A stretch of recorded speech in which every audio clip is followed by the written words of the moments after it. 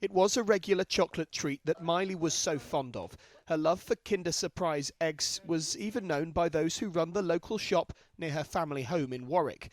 But they're now off the shelves after being linked to a Salmonella outbreak, an infection Miley had contracted. She went really sort of pale and her skin was all mottled, like all blue. Her lips were kind of quite blue. She was very lethargic. She hadn't been keeping any fluids down. She was being quite violently sick. She was in a lot of pain in her stomach, and we literally just put her in the car and went straight to the hospital. It was there that doctors diagnosed Miley with sepsis, a potentially life-threatening condition that happens when the body's response to an infection damages its own tissue. From her hospital bed, the only thing Miley wanted was her favourite treat.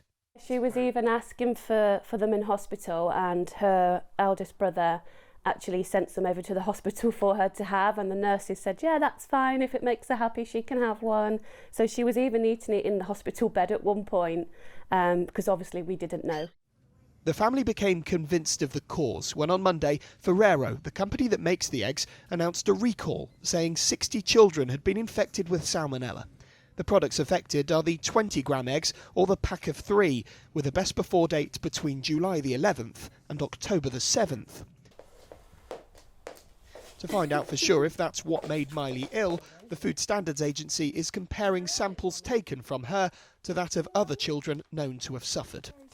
In a statement, Ferrero said that they're sorry to hear about Miley's case and that their sincere thoughts are with her and her family.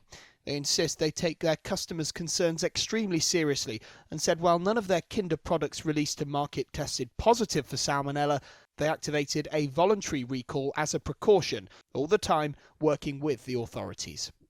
Miley is now back home but still has to undergo tests. Next week she turns 3 years old and the celebration won't involve much chocolate, after a surprise this family certainly didn't want.